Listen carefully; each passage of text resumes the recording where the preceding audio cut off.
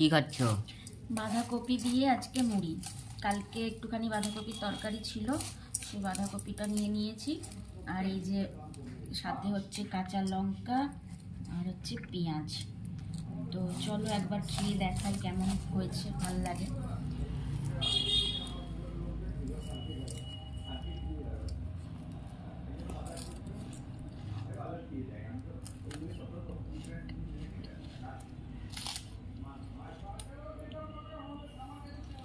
লঙ্কাটা নেওয়া মানে অল্প করে কামড় দেবো আর একটুখানি মানে মুখে ঝাল অনুভব হবে, এটার জন্যই লঙ্কাটা নেওয়া।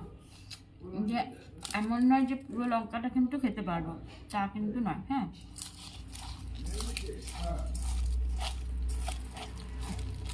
আর এরকম তরকারি দিয়ে মুড়ি খেতে দারুণ লাগে। চলো খেয়ে নিই।